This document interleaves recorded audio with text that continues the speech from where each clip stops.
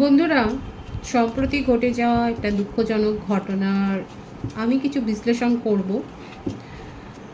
অভয়ার past life কর্মা এবং সেক্ষেত্রে কি তার পক্ষে ন্যায় কতটা হবে সেটা দেখে নেওয়ার চেষ্টা করব।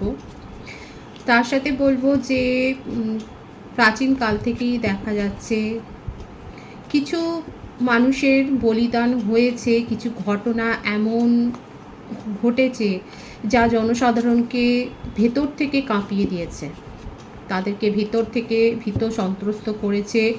তারা নিজেদের জন্যে জনসাধারণ ভাবছে এবং সেক্ষেত্রে কিছু নিরীহ প্রাণ কিন্তু চলেই গেছে, অসময়ে চলে গেছে। সেইগুলো ইতিহাস হয়ে গেছে, ইতিহাস হওয়ার জন্যই সেই ঘটনাগুলো ঘটে। ঈশ্বরের কিছু না কিছু তো নির্দেশ থাকেই, কিছু না কিছু সেখানে সায় থাকে যে জনসাধারণকে জাগিয়ে তোলার জন্যে এমন কিছু ঘটনা ঘটে, জনসাধারণের মনে সেই দাগগুলো থেকে যায়, ইতিহাসের পাতায় সেগুলো স্মরণীয় স্মৃতি হয়ে থাকে। মানুষ শ্রদ্ধার সাথে সেটা স্মরণ করে, শিক্ষা নেয়। আজকে দেখে নেওয়ার চেষ্টা করব যে অভয়ার ক্ষেত্রে পাস্ট লাইফ কার্মা কী ছিল আর এক্ষেত্রে ন্যায়টা কতটা সম্ভব।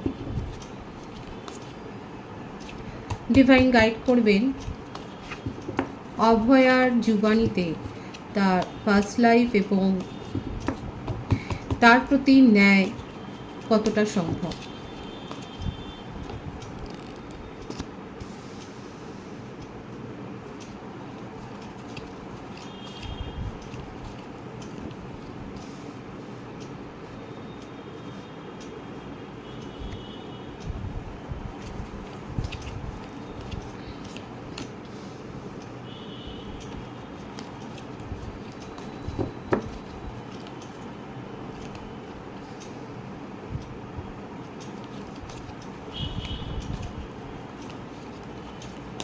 এখানে যে কার্ডগুলো এসছে, the hierophant, 5 of Cups, 2 of Wands, Ace of Pentacles, আমি সমস্তটাই ক্ল্যারিফাই করে দেবো।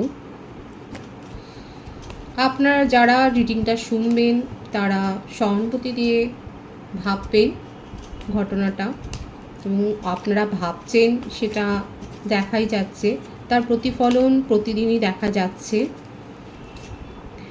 নাইট অফ ওয়ান্ডস,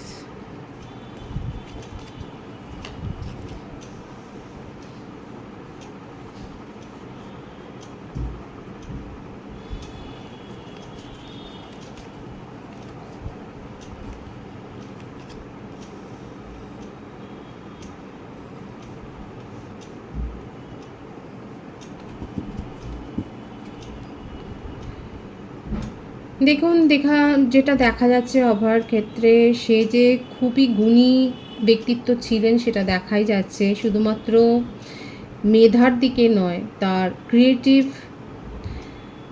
যে ক্ষেত্রটা সেটাও অনেক বেশি প্রশস্ত ছিল, খাটতে পারতেন, যথেষ্ট জনপ্রিয় ছিল।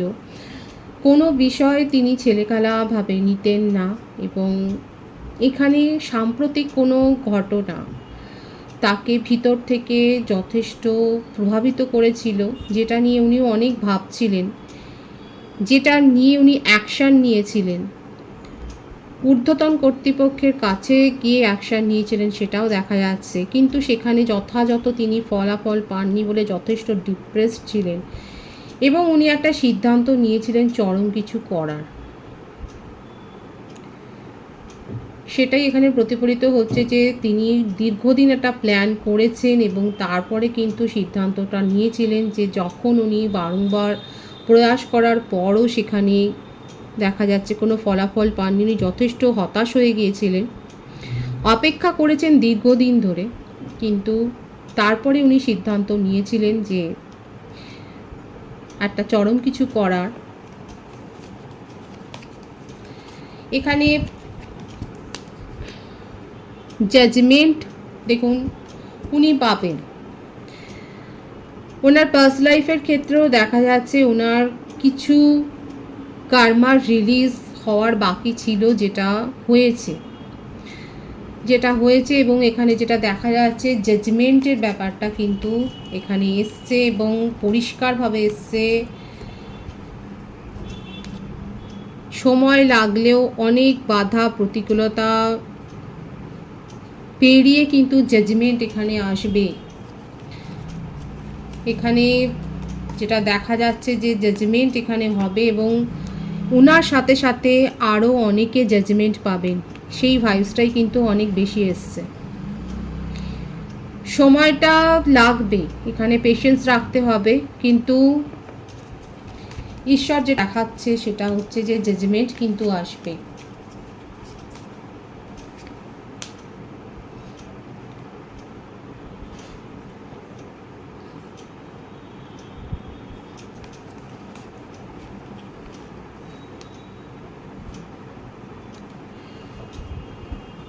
মানুষের সমবেত ইচ্ছার, মানুষের সমবেত একটা প্রয়াসের ফলে যে জাজমেন্ট আসতে চলেছে সেটা দেখা যাচ্ছে। দীর্ঘ টালবাহানার পর কিন্তু সেটা হবে, আমরা সবাই সেটা দেখব, ইতিহাসের পাতায় সেটা থেকে যাবে। এখানে কিন্তু যেটা দেখা যাচ্ছে যে হ্যাঁ সেটা হবে, যেটা যে প্রয়াসটা অভয়া করেছিলেন এবং যার জন্যে তিনি অনেক কিছু হারিয়েও ছিলেন, শেষমেশ তাকে চরম মূল্যও দিতে হয়েছে। কোনো কিছুর সন্ধান তো উনি পেয়েছিলেন এবং যেটা উনি লিপিবদ্ধ করেছেন, যেটা সংরক্ষিত আছে ওনার কাছে, এই ব্যাপারগুলো সব আসবে, এই ব্যাপারগুলো সামনে আসবে, সেটাই দেখা যাচ্ছে। এবং তারপরে কিন্তু জাজমেন্ট এখানে হবে, সেটাই কিন্তু ডিভাইন দেখাচ্ছে। এবং এখানে সমবেত প্রয়াসের একটা দরকার, সেটা ডিভাইন কিন্তু দেখাচ্ছে।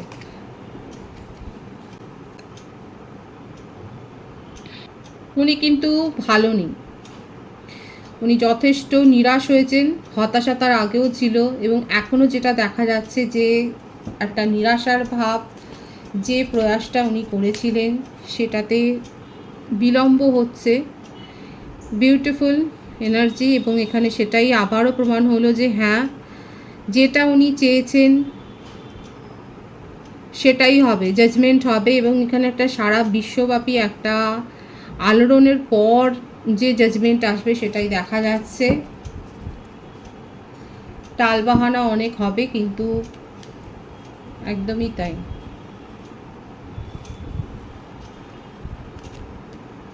সময় লাগলেও দেখা যাচ্ছে এখানে কিন্তু সুবিচারটা হবে। আরও অনেক কিছু দেখার বাকি আছে।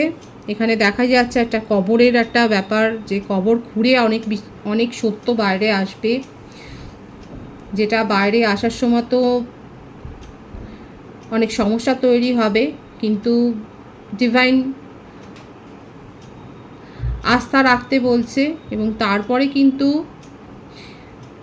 সমস্তটা যেটা চলছে, যেটা দাবি, সেটার কিন্তু একটা পজিটিভ যে একটা রেজাল্ট পাওয়া যাবে সেটাই দেখা যাচ্ছে। ডিভাইন ধৈর্য রাখতে বলছে।